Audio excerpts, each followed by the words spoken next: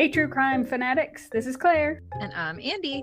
You're tuned in to the Homicide Hobbies podcast, which is a podcast for people who love to hear about the horrendous crimes that people commit. Enjoy. What are we talking about today? So today we are talking about a fairly famous serial killer. I know we try to stay away from the cases that people might have heard about, but I've never heard of this guy, and I think it's worth going over because it's pretty crazy. Our freak of the week is Richard Trenton Chase. Have you ever heard of him prior to me mentioning him to you? Haven't heard of this dick. So when I wrote this one up, I totally thought about changing him from Richard to Dick the whole time, but I felt like that would really cross over into the whole I'm all about the penises. So we're going to call him Richard. Anyway, so Richard's reign of terror was in the late 70s. He was also known as the Vampire of Sacramento. Our trigger warnings for today, we're going to talk about some really brutal murders, necrophilia, cannibalism, disembowelment, the murder of a pregnant woman and her unborn child, the murder of young children, and some icky stuff like Renfield Syndrome. Do you know what Renfield Syndrome is? Nope. So about that today. Sure are. Our lesson for today is what Renfield Syndrome is a form of clinical vampirism. So like where you're crazy and you have to live off the sucking of blood. So it causes people to think that they are real vampires or that they're running out of their own blood and they need to replace it with other people's blood in order to survive. Also interesting to note, Renfield Syndrome comes from the name of Count Dracula's best friend, who was a raving lunatic who ate insects in the hope of becoming a member of the undead. Huh. Yeah. Also, Renfield Syndrome most likely occurs when you're a kid and you fall or get like a deep cut. And you know how people tell you to like lick your blood or suck on it? It's freaking disgusting. No. Like, have you ever what first aid did you take? Did you ever get have you ever gotten a paper cut and you immediately put your finger in your mouth and it's like, kind of deal? I feel like that's different than being directed to lick one's wound. So I was going to say, I've only ever done that, where I've put a freshly cut paper finger in my mouth, and it's more or less, I don't know why, that it's my go-to reaction of like, I'm going to make it feel better by sucking on it. Basically, Weird. This is the case for you to let everyone know. Just got a touch of the Renfield Syndrome. No, because I don't think I'm running out of my own blood, and therefore I don't need to drink it. I know. So then what's your goal of licking it? I don't know. You just said you think it's different. You know what? Shush. Hey, I just renewed my CPR and first aid certification, and I can tell you the Red Cross said nothing about step 1, lick the wound. Okay. So they say that people with Renfield Syndrome, obviously it's psychological, but it occurs when you're forced to lick a deep wound as a young child, or... So you do have it. I'm not listening to you.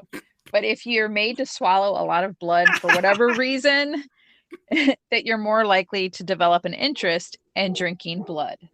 So Renfield Syndrome affects such a small number of people that you really don't have to worry about whether or not you're afflicted with said syndrome.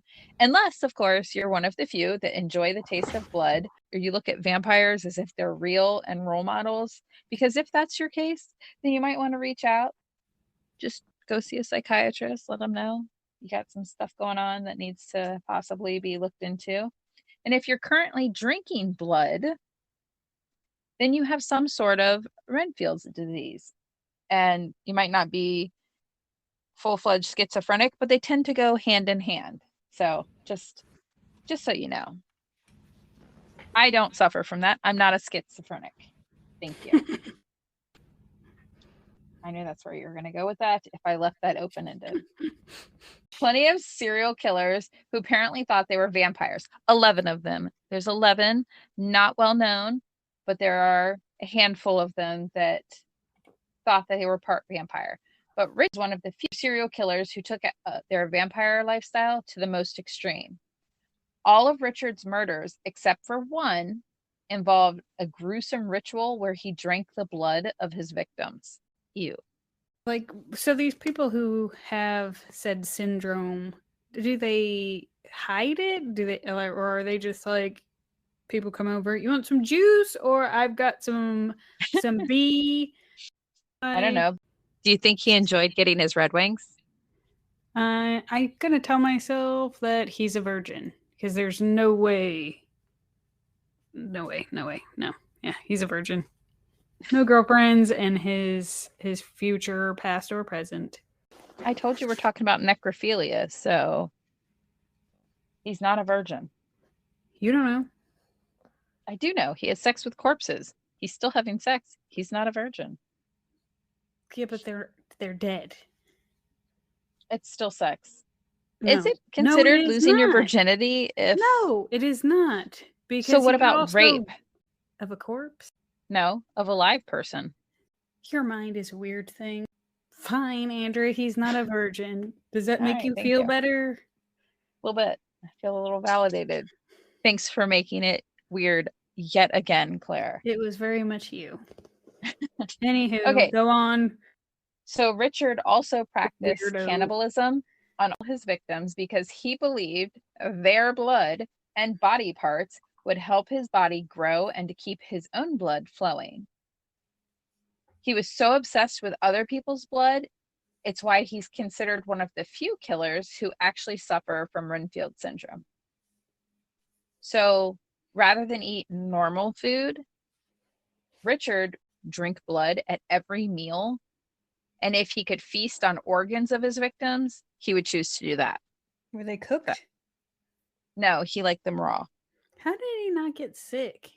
I don't know. Like, I feel like that, like, okay, so is he having like a splash of blood at every meal, or he's like down in an 8 to 16 ounce glass of the stuff?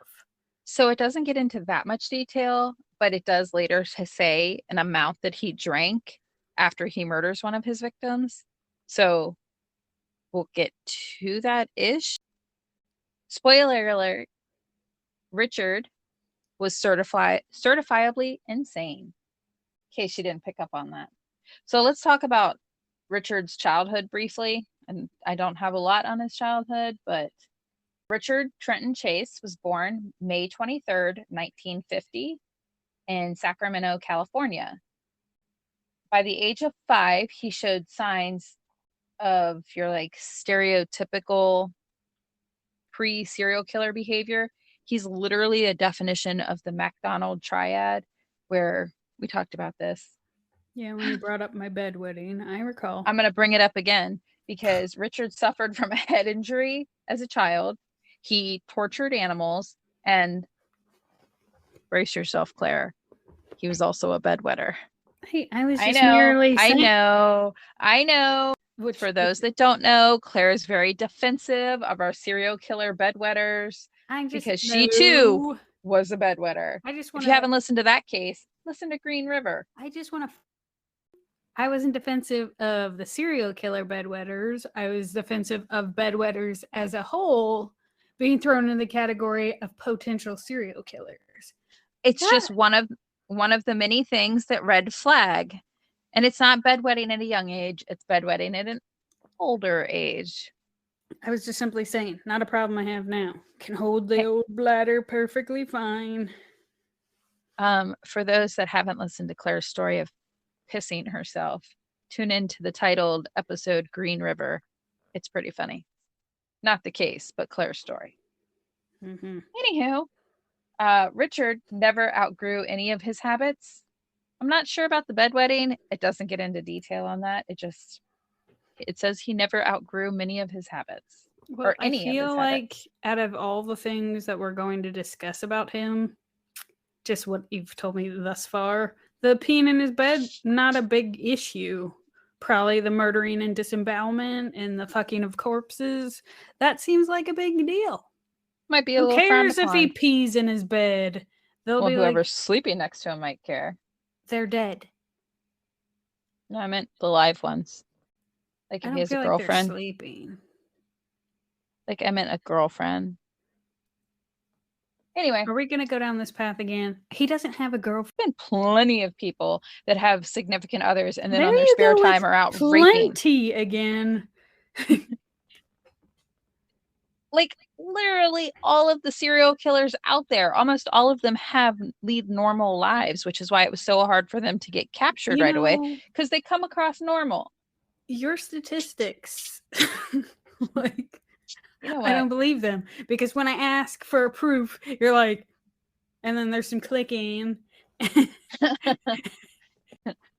Anyway, so how many girlfriends did this young gentleman have before he decided to pork dead bodies? Well, I don't know. I don't think he had any. Mm-hmm. But so my suspicions were correct. Go on. Jerry Brudos, I don't know. John Wayne Gacy, Peter Tobin, Dennis Rader, Russell Williams, Gary Ridgway, Paul Bunyan, Fernando, Paula Dietz. I have heard of Paula Dietz. She was married to Dennis Rader of the Lost Ark. You're an idiot. Oh my God. Well, I don't know why you're trying so hard at this one. He didn't have a girlfriend. He had corpses. So let's move on. What else about Little Dicky? So just so you know, Dennis Rader was BTK. Oh, that's why he was familiar. Yeah, that's okay. Hang on. I ain't scared with the names. So as Richard got older, he developed hypochondria, and that's when somebody thinks that they're sick, and there's really nothing wrong with them. Older than what? Like what age? He was a teenager? Just as he grew up? Yeah. He became more and more of a hypochondriac as he got older. So basically he wasn't getting attention, so he had to figure out ways to get attention. Do we know anything about his parents? Is he an only child? Not sure. Like I said, there's really not a lot about his family. So I'm guessing that they chose to distance themselves as soon as they found out. They kind of throw him out of the house. He moves out, he comes back, gets kicked. Like, well, he probably exsanguinated the family dog. Perhaps. So Richard would often, this one made me kind of chuckle, all his like he bit the head off the family parakeet. He did not, but it's entirely possible. You said he tortured animals. Although I guess that's not torturing. Richard would often complain that his heart would occasionally stop beating, or he would claim someone had stolen his pulmonary artery. Not sure how they would steal it, but how did he get it back? I don't know. He would just have those moments of he'd panic and say somebody stole his pulmonary artery. I feel like I know how he was kicked out of the house. He left one day. They changed all the locks. He came back and was like, guys. So it gets better. So Richard would also hold oranges on top of his head because he believed vitamin C would be absorbed by his brain through diffusion. Was it peeled or unpeeled? Because I feel like I pictured him slicing it in half and just squishing it on the top of his head and just letting it. I feel like that wasn't good for his hair follicles. Like acid wise. I feel like he's done a lot of things for his body that are not good for him. True. The whole blood drinking, probably the worst factor. Yes. So Richard also believed that his cranial bones had become separated and were moving around inside of his skull, or inside of his head. It was the original Pangea. So he's floating around. So he shaved his head so that he could stand in front of a mirror and watch the supposed bone. No, so he could watch the bones move around under the flesh. Had a hobby. I think that's healthier than him going and raping and fucking bodies. So have at it. Watch those little pieces move if they're moving. Maybe he had floaters of these, in your eyeballs. Floaters. He was just confused is all. This was the 70s, right? Yeah. What drugs was he on? You're getting ahead of the story. That's Well, it's the literally my next. 70s. It's literally my next sentence, Claire. Oh. As with some of our other cases we've discussed, Richard spent his early 20s smoking pot and taking heavy amounts of LSD. That's where I was getting at. Yeah. He also, before he started having human victims, catch and kill animals, and he would blend any animals he caught so that he could drink their blood disguised as a smoothie. I just had the mental image of him putting a squirrel in a blender. And I can tell Totally you. right there with you. Chip and Dale just spinning around. Poor little chipmunks. That's different than a squirrel, but it doesn't matter. Same family. Well, was he draining them, or he put the little creatures in the blender? I hope they were dead. I would assume they were dead. In 1971, Richard moved out of his mom's house. I thought he got kicked out.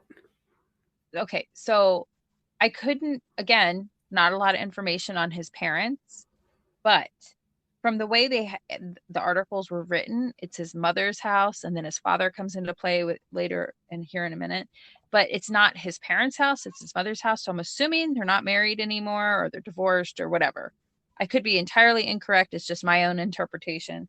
But in 1971, Richard moved out of his mother's house because he insisted she was trying to poison him. Maybe she was. Well, seeing as how he's also insisting that his skull is broken into pieces and that shaving his head, he could watch the bones move around, I'm going to say he's not wrapped tight. Well, he had a head injury, right? Maybe he's got a loose plate. And she might have been the one who stole his pulmonary vein. Wait, was it his pulmonary artery? Yeah, I was going to say pulmonary artery. Didn't sound right as a vein. So Richard was in search of roommates, and roommates he found. He immediately started to drive them crazy. They complained because he was constantly stoned, drunk, or tripping on LSD, which they claim, all of which made him act super weird. His roommates told him to get out. Richard said, I'm not moving.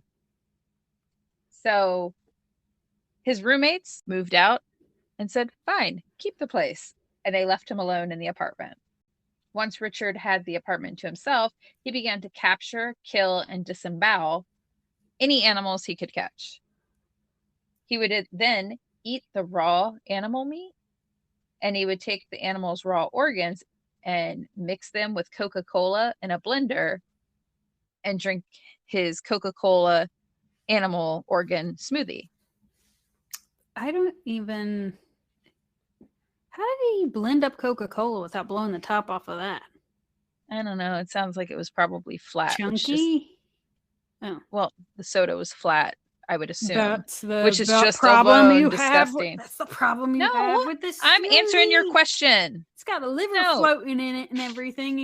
No, you said, how did he blend Coca-Cola without the lid exploding? I'm guessing it was flat. It's not a problem. I'm just saying how I interpreted it. Calm your panties. You just go flat. Shut up, Claire. Richard believed by ingesting the animals, he was preventing his heart from shrinking. I didn't know that was a problem too he had, man. Right? Does he see a doctor? Not a good one. Seriously though, I feel like this, since it started in childhood, that I get the 70s wasn't really a jump on mental issues, but let's face it, if by 71 he's getting kicked out of his mom's house, he's a late 60s baby. How old was he? He was born in 50, so he's in his 20s, like 21 when he's living at the apartment, because they all thought it was drug induced. Oh, yeah. So we're getting to that. Again, you're jumping ahead in the story. You talk slow. Because I get interrupted by someone. In 1973, Richard spent a small amount of time in a psychiatric ward.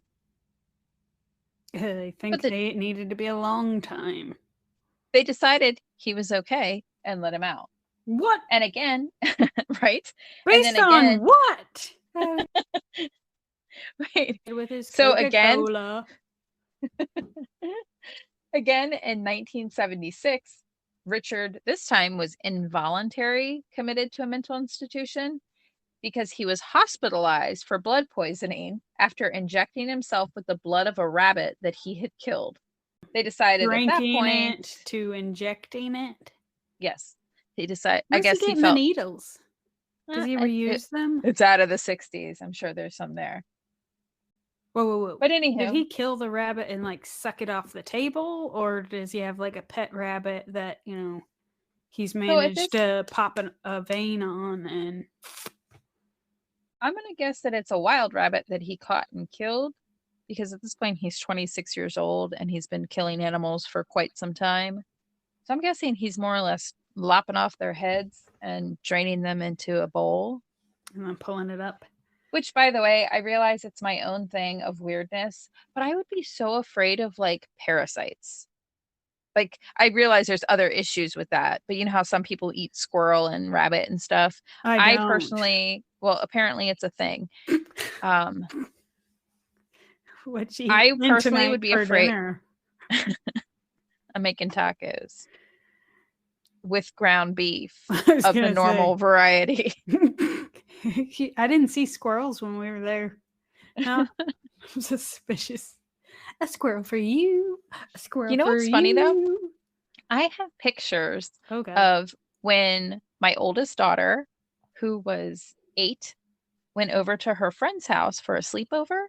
And then the little girl's mom had texted me pictures because a friend of the family came over because they had captured and killed a squirrel. They skinned the squirrel and grilled the meat and then had the girls try the squirrel meat. I was just like, all right. Not judging. Would have loved to know that they were going to feed my daughter squirrel for dinner. Are you sure you don't live in Alabama? Because that seems I am pretty close to West Virginia, so. True. Mountain people. Yeah. But anyway, so. Meat's meat, I guess. But would be seriously concerned about the parasite factor and bacteria of just putting blood in a container and then injecting yourself with it. Well, and he's eating the meat. Like, I get that people, especially people that are raised to hunt animals and eat them, at least he's not killing them and just throwing them away. At least they're dying for purpose, no matter how weird that is. But it's raw meat. It's raw meat, raw wild meat. Like, just ew. It's well, disgusting. I'm surprised he didn't end up with some parasites of the intestinal variety. I wouldn't be surprised if he did. I just feel like that right up there with wetting the bed. It was just. He was wetting his bed in his 20s. So it did say that he never outgrew any of those things. So I take it as he's an adult bedwetter. You know what? I could be wrong. It could be one of those when he's on one of his drug benders, he's just passed out and pees himself. Yeah, I totally thought you were going to say that you've wet the bed when you were like, well, no. We all know how you are with defending the bedwetters. I very much outgrew it. So the hospital staff nicknamed Richard Dracula because of his blood fixation. That'll make him quit. Give him a cool nickname. Well, I think it was more they were making fun of him behind his back. Oh, I would have called him Count Chocula. You're a dick. No, that's the guy we're talking about. You are what you eat.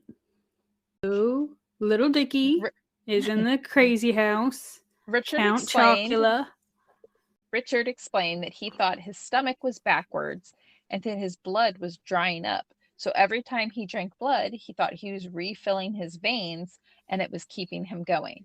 I think somebody need to have an anatomy lesson with him because you don't absorb blood through your stomach. Okay, and you also can't explain anything logically to a nutso.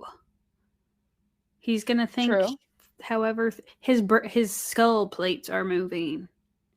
Literally, not giving him a more advanced understanding of anatomy will only probably pique his curiosity. So I know you're going to ask a bunch of annoying questions with this next sentence. It's my job. But I don't have answers for it. I can only Sweet. make assumptions.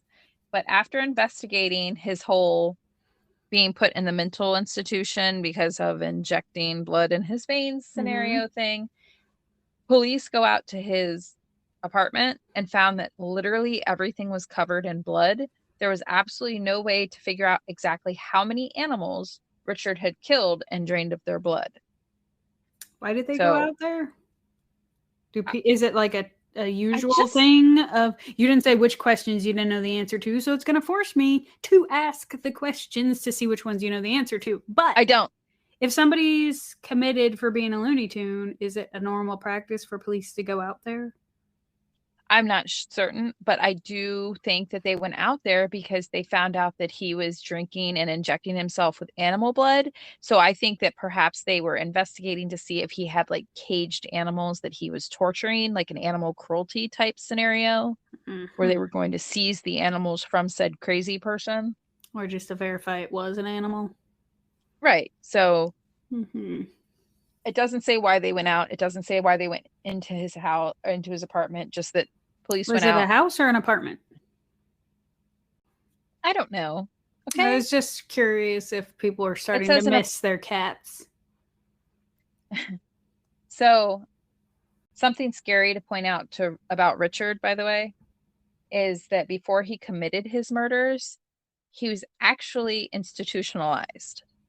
The doctors knew Richard at that point was schizophrenic, but no matter what medications they put him on, he seemed to be immune to them, and nothing worked for him. Like they could not find even though he's hospitalized, they could not find the right combination of medications. Well, you got to be on him for a while. It's not like he takes them and then he's fine the next day. You got to build that up. He was hospitalized with several hospitals between 1968 to 1976. So 9 years, over the course of 9 years of working with being locked up in mental institutions, they could not get his medications right. And rather than further investigate to get his mind right, they just said they just chalked it up and said it's due to drug use. Cut the drugs and the alcohol and you'll be good to go, buddy. And they let him loose. But it never dawned on them that he was doing the drugs to like self-medicate, you know? So while in one of his stints in the mental institution, Richard's doctors found out that he had captured 2 birds from his hospital window, decapitated both birds while hospitalized, and drank their blood. Why did they give him a room with a window? So that was I don't know. But Richard also took blood from the therapy dogs with syringes that he stole from the hospital. Why is he left unattended often? And especially if they know his victims right now are animals. Here, go on, little Toto. Go on in. So we'll leave you here for a few minutes. Good luck. And I have no idea. Where the hell did he get the syringes then? This is not a very good hospital. So it was before. Yeah, but I feel like the pointy objects should be kept away, let alone needles and syringes.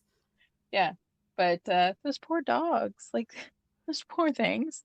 Although but at that point, he really missed an opportunity as a phlebotomist if he was able to do that on a dog. Right. So eventually in 1976, thanks to heavy amounts of medication, Richard seemed a little more sane. So the doctors, I wouldn't say there's any sane in there. So I guess they saw a glimmer of normal, and I really don't think they did. I thought they just thought, God, this guy is get him out of here. Our therapy dogs can't handle it anymore. Now we're treating the golden retriever for anemia. Well, when they found out about the dogs, they then moved him to a hospital for the criminally insane. Probably a solid idea. But then by 1976, thanks to the heavy amounts of medications, and I guess compared to the other batshit crazy criminals, they said, he seems okay. It's the 70s. Let him out. Well, they were like, we'll let him out.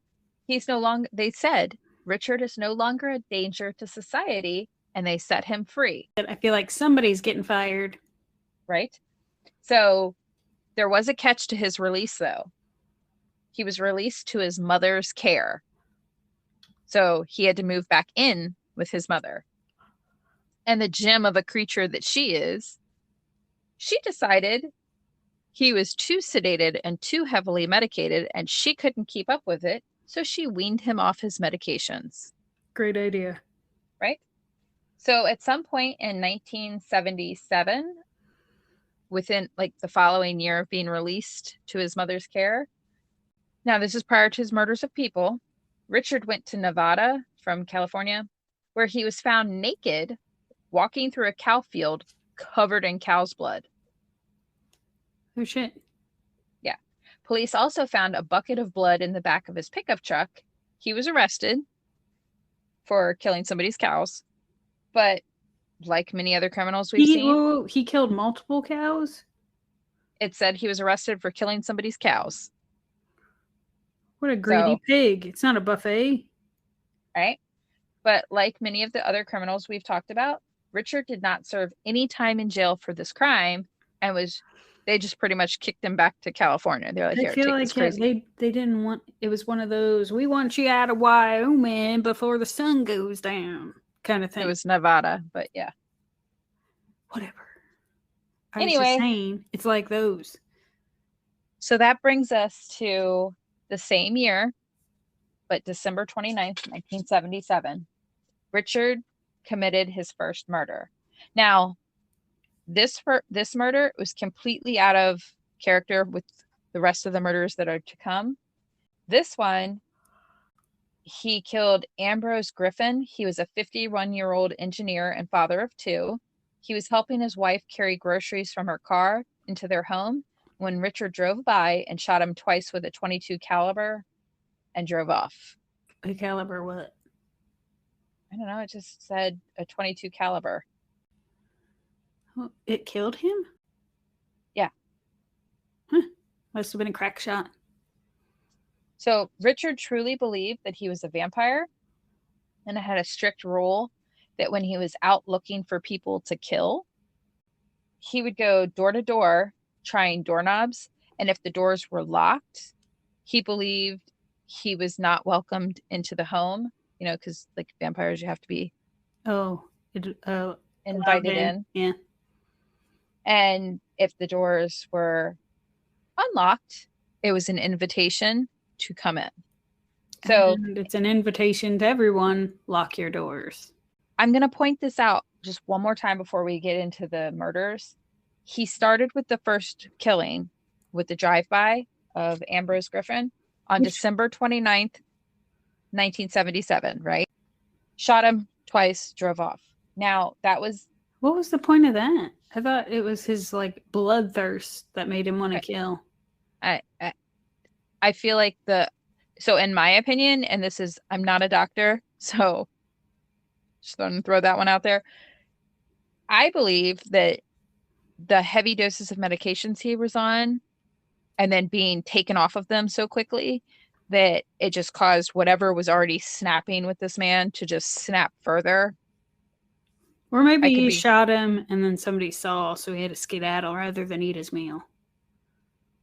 That's entirely possible, but up to this man, although who gave him a gun? He had not killed people, right?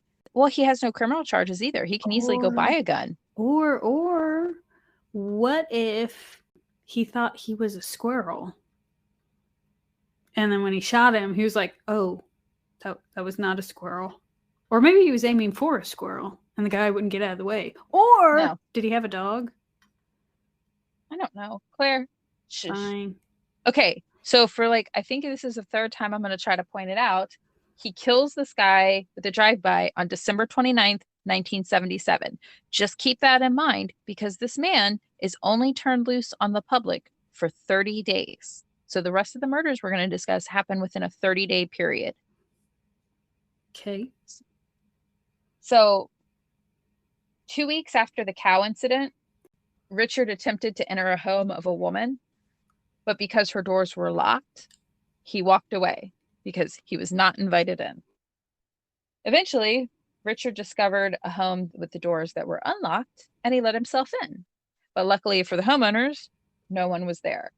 When the homeowners did return, they found Richard upstairs going through their stuff, and they chased him off. And after they chased him off, they discovered that he had peed and pooped inside their child's dresser. What? Was it the top drawer or the bottom? I don't know. Hopefully a middle drawer, because whatever. But functioning plumbing? It's just very obnoxious. Like, he peed and pooed in the kid's dresser. Was it the same drawer? I don't know. I feel like if he had clothes in there, if he pooped in one and peed in the other, that's worse. Is it? It is. That's Is it 2 loads of laundry. Could you imagine calling the police and being like, we had an intruder, and then later, after the police leave, after filing the report, you go to get your kid ready for bed, which, by the way, would totally creep me out, because after finding said intruder in my house, I don't know if I'd be able to sleep that night. But could you imagine getting your kid ready for bed? You go to open the dresser drawer and it's like, oh. I don't feel like he shut the dresser drawer. They walked in, they were like, what's that smell? But anyhow, feeling unsatisfied and low on blood, he was off to find his next victim. That brings us to the home of Teresa Wallen. On January 23rd, 1978, Richard committed one of the most gruesome crimes in America's history. That night, he broke into Teresa Wallen's home. She was 22 years old and she was 3 months pregnant. On the night of the 23rd, after Richard broke in, he shot her 3 times. The second bullet broke her jaw, and the final shot was fatal. I'm glad for her that she died quickly. So as Teresa was bleeding out, Richard grabbed a kitchen knife and dragged Teresa's body into a bedroom. He began to mutilate her body. He sliced off a nipple, carved out her liver, and disemboweled her, which, by the way, I do have photos of this. It's pretty horrific. We will post them if you want to see them. I just tell you, view with caution, because it is awful to look at. The only way I can wrap my head around said pictures is that she was dead for it. Yeah. Because had it been like she's just bleeding out and he's deciding to pull things out of her abdomen, that like...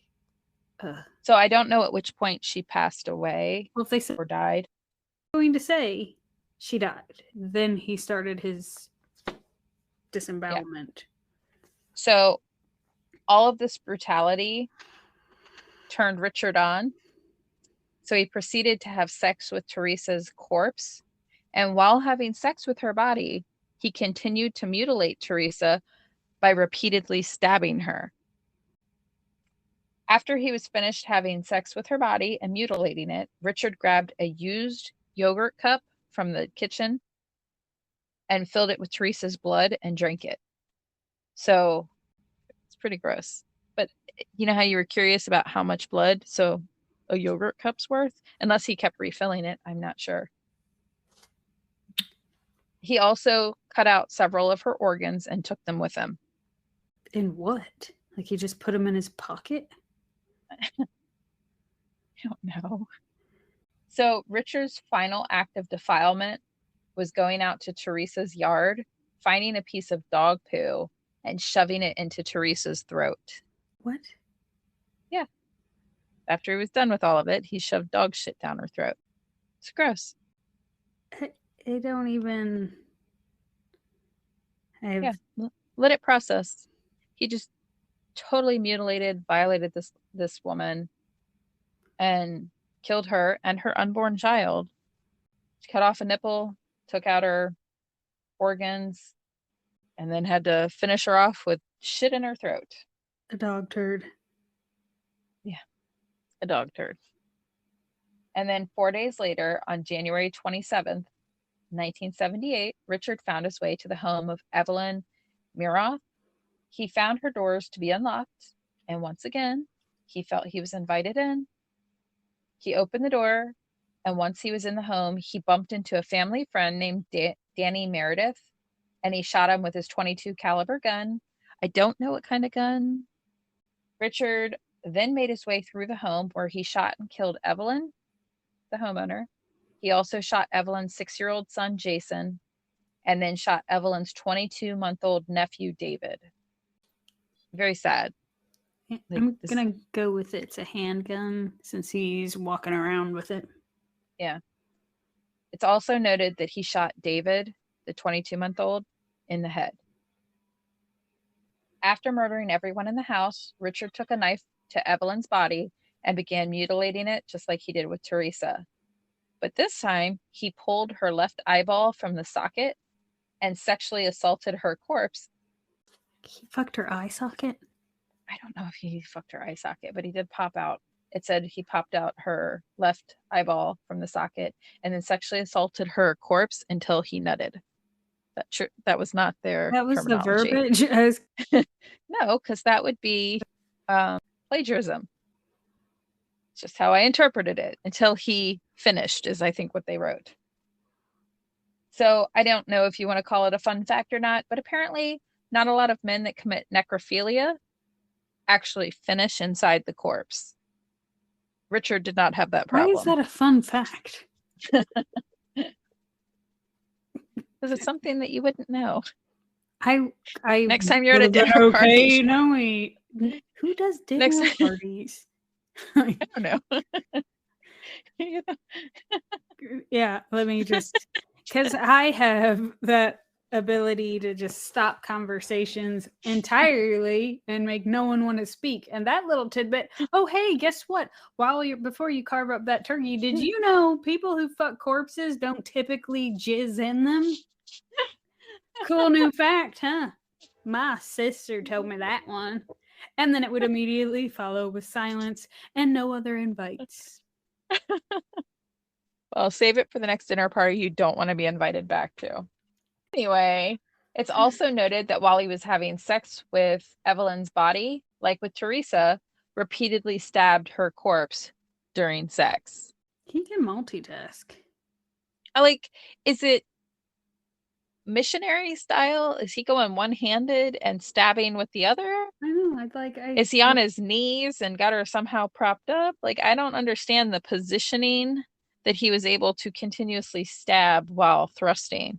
Yeah, you know what I mean? Confused too. I know what. Well, I'm very confused. And how did they know he was doing both at the same time? Maybe he took a break when he got a cramp and then poked. So I guess when they interviewed him after he's captured. Still, stories don't make sense plenty of times. I'm gonna say he stopped because he needed to take 5, and rather than just sit there and go limp, he decided to stab away until he got excited again.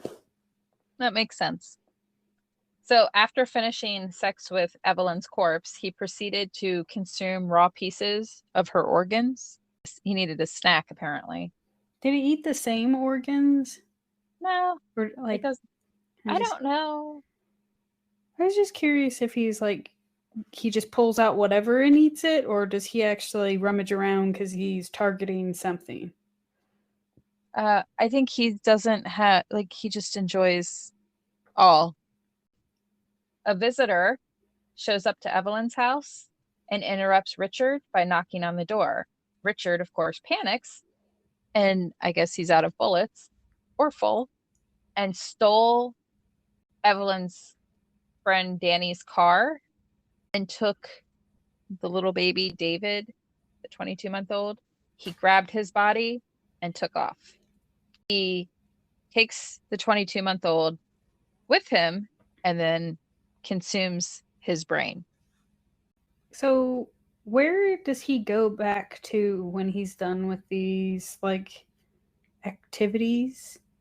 Not sure. I thought he lived with his mother, so how does he go back home? I find it hard to believe he's not covered in blood. And how do you appear in someone else's vehicle bloodied and no one says, so I think you should probably go back on your meds? I was thinking about it, and turns out you were way less creepy when you were sedated. So when I found the timeline of Richard, it does say, okay, so he lived with his mom, moved into the apartment, moved or at least to his mother's care, but it then says that there's some confusion with the timeline of things, but at some point it does say that he moved out of his mom's house again and into an apartment that was purchased by his father.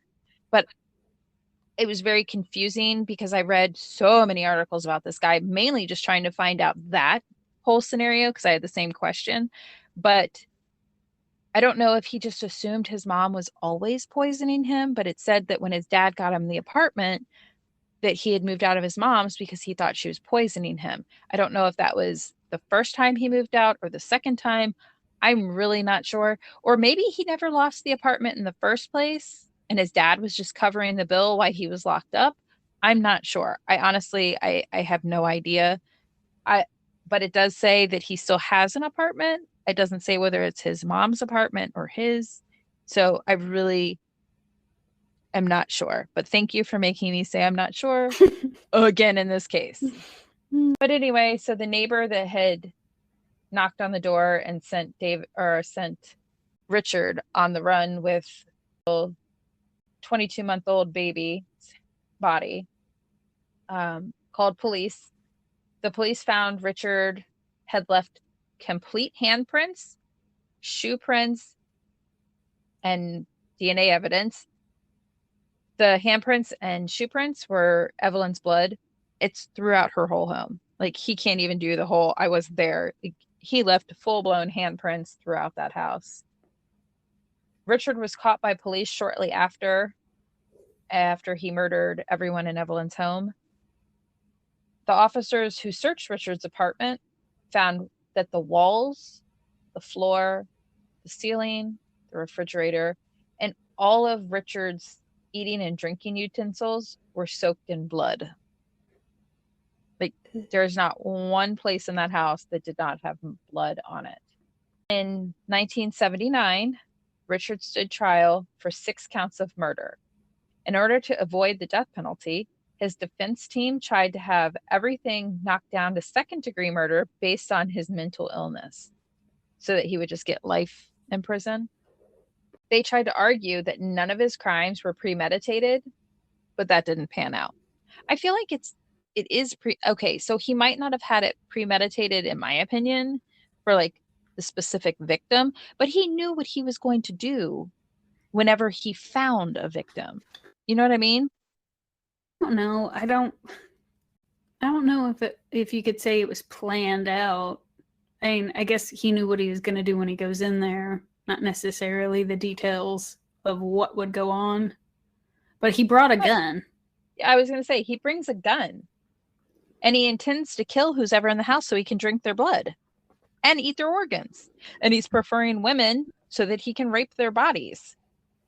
Well, I'm surprised he didn't branch out to men, although he probably knew they're, again, easier pickings with the ladies. But if he's going to pluck eyeballs out and fuck those holes, if he did that, where are the men in this? Which I'm just going to say, men in the 70s, disgusting.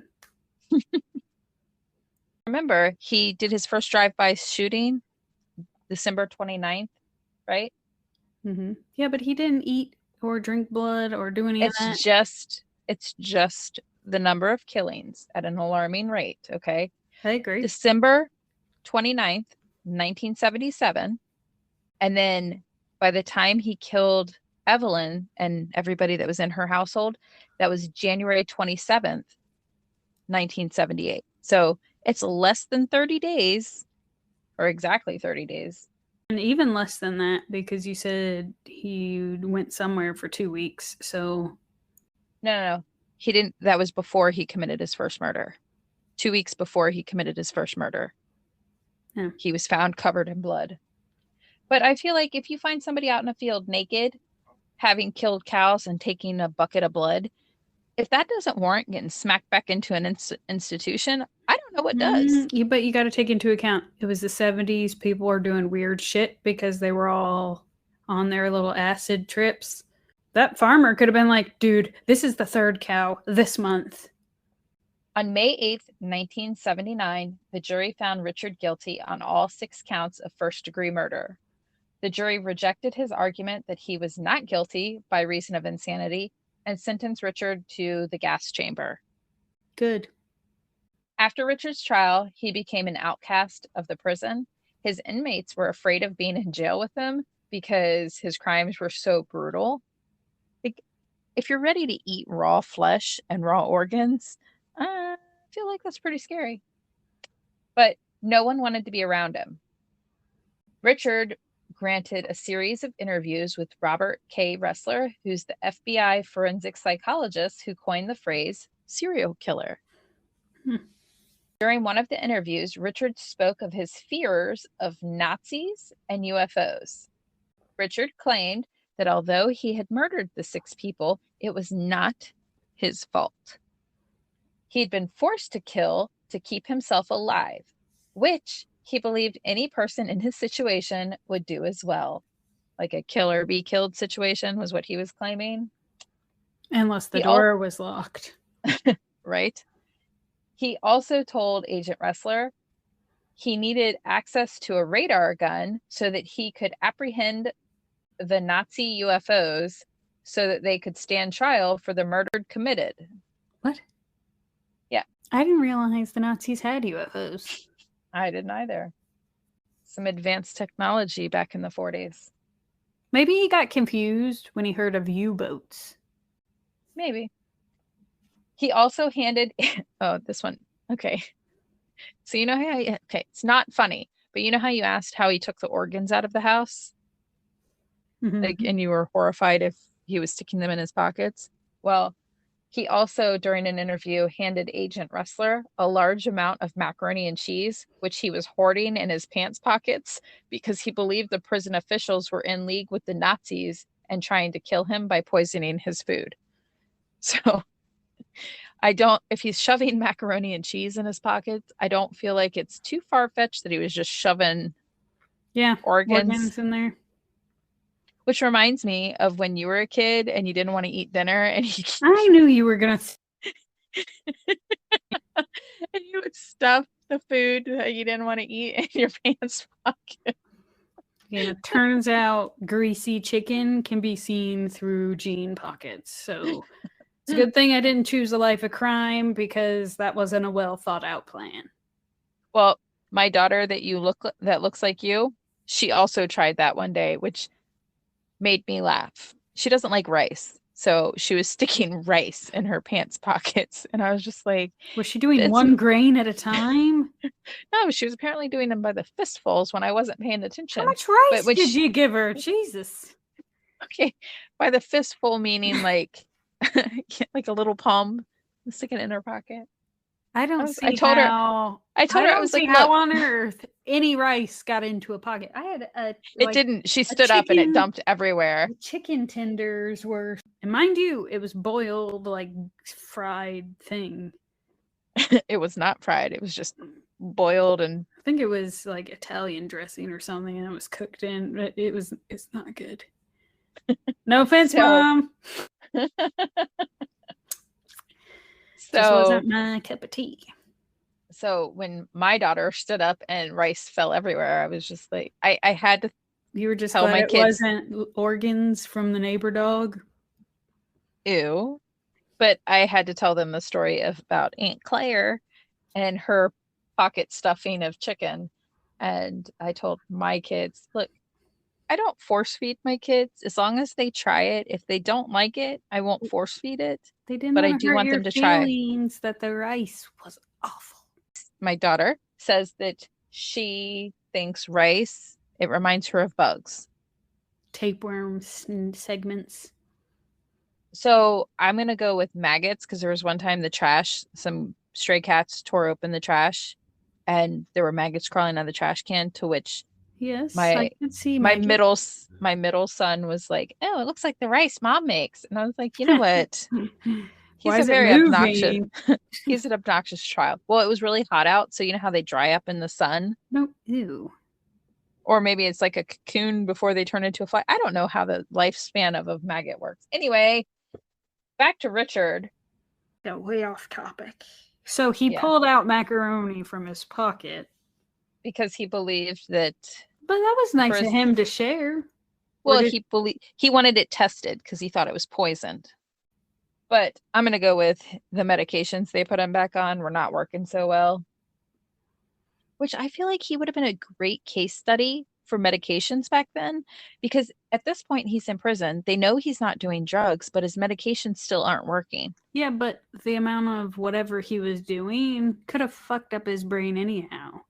And That's true. it would have been an interesting experiment because maybe he had a metabolic issue when it came to taking medication. Yeah.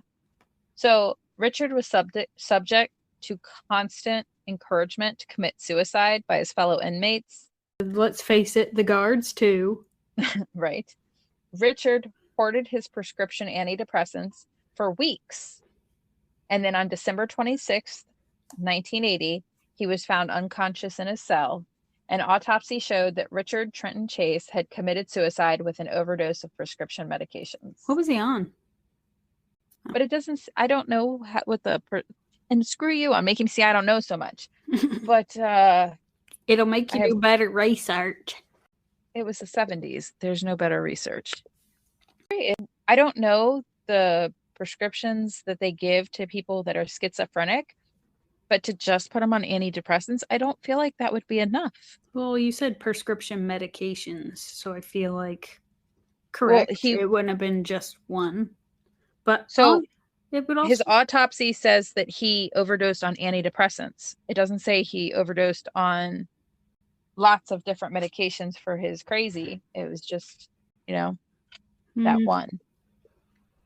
Could have been a bad reporting. Could be my shitty research. Thank you, Claire, for pointing that out. I'll do what I can. But that was Richard Trenton Chase. He is our pick of the week. Which, by the way, I totally think his mom should have been held on charges. I agree, because if he was released to her to be the caretaker, it was her job to make sure he stayed on his meds, not her job to decide if he was allowed to come off them or not. But I agree. I think she should have been charged or held accountable in some way for every single one of the deaths. And I also would like to know, where the hell was she once he killed the first one, or when the whole cow thing happened? That's where I was frustrated with doing this research. At this point, he's released to his mom's care. I believe his dad was footing the bill for his apartment that he moved into because his mom couldn't handle him, but she couldn't handle him because she took him off his medications. Yeah. And when he was arrested, covered in cow's blood, with a history of being in and out of psych wards for being, let's face it, on borderline criminally insane, I don't understand why officials didn't come back to her and be like, so how's the medication going? Because something's not adding up here. Instead, they just send him from Nevada back to California. And then 2 weeks later, he kills his first person. It all could have been avoided. I feel like there were so many balls dropped on so many different levels for so many different people. But it was the 70s. But I am curious that he didn't have like required doctor visits kind of thing, that I would think once he had a diagnosis that they would follow up and make sure, at least some sort of probation level check-ins. But I guess the only thing I can figure is because he wasn't found as a criminal at that point, that's why he didn't have to. That's the only thing I could figure, is that because he had no criminal charges. Yeah, and it was just yeah. It was also before finding out all the things that were going on in the 70s. Yeah. Well, I feel bad because there were 6 people that lost their lives because other people dropped the ball. 7 if you count Richard, because let's face it, the man was not sane. From birth. Maybe from the bounce of his skull on whatever. But I guess you also have to factor in the whole Vietnam War era of, there were probably a lot of, they weren't even treating PTSD or any of that. So they also had a lot of people with struggling issues, either drug related or war related. Sure. That, let's face it, in the 70s, they weren't talking about them. It was sweep it under the rug. Yeah, everything's hush hush. Yeah, don't acknowledge it. Just smile and look the other way and things will be fine. Give him a moment to wash the cow blood off. It'll be okay. Send him back to California. He'll turn the other cheek. I mean, I couldn't imagine sending my 22-month-old child to, I don't know, your house. Like, granted, I don't have a 22-month-old, but then somebody breaks in, not only kills you, kills your 6-year-old and my baby, and then eats my kid's brain. I could not imagine as a parent being told that information. Like, how do you process that? I don't feel like they gave gritty details, so it's probably for the better. And I would say in all of this would be that they died before he was doing all of that. Yes, that is a 'Cause definite plus. could you imagine being conked on the head or something and then wake up to somebody eating shit out of your guts? I mean, obviously you wouldn't live long, but that excruciating pain of waking up to being disemboweled would be way worse. Definitely would be way worse. And I'm going to go back to the pictures really make me sad because they are horrific, to say the least. I wouldn't say anybody... I mean, I was curious. That's why I looked. So if those of you who are curious, but just know it's one of those... They're not at all censored. They're not. And it's just like the only way I could look at it and get over that trauma of seeing that horror is knowing she was dead before that happened to her. So the pictures that I sent you, that is 2 different. No, I know. You know what when I looked up the crime scene photos, I wanted to see his apartment. Like, I wanted to see, like, was it actual blood that was the police found, or was it like he cleaned up? And because I don't see, they said all his utensils and like cups and plates, like all his kitchen stuff was covered in blood. So you're telling me he ate with a spoon or whatever his utensil of choice for whatever organs he was eating raw? He might not and didn't wash it? He might not have eaten with it. He might have like scraped out the blender and then rinsed it. But didn't wash it? Ew. Again, he's not sane, and he doesn't seem like he cares a whole lot about germs. So I'm going to say he just gave it a quick rinse, set it out to dry. Let's face it, men are crumb droppers. But you know what? I'm going to go further on with the whole that they had to luminol the place and then see there was blood everywhere. That he did some level of cleaning that, you know, they didn't walk in and everything's crusted with blood. Or did they? Although I'm curious, since that's right around when luminol came into an existence, if it was like they spritzed and like, no, this stuff doesn't work. I picture somebody like shaking the bottle, like, everything in here is glowing, George. Looking at it all confused. This one's broken. It's pretty funny. It's not, but it is. Okay, so I did Google it. I guess luminol was invented in 1937. But whatever. I don't feel like it was widely used until they were later. Like, this bottle of luminol is not working. It's contaminated. This must be something else. Well, I still say whenever new technology, it takes a while before everybody's got it. So I'm still going to say that somebody, that's how I pictured it, at least. Like just shaking the bottle like, all of this shit's glowing. You're telling me he had blood all over his spatulas and the blender? Ew. Yeah. Thank you for listening to Homicide Hobbies. I'm Claire. I'm Andi. Follow us each week to get your fix of the atrocities that occur in true crime. And don't forget to tell people about us and rate us if you like us. But don't rate us if you didn't. Just change the channel.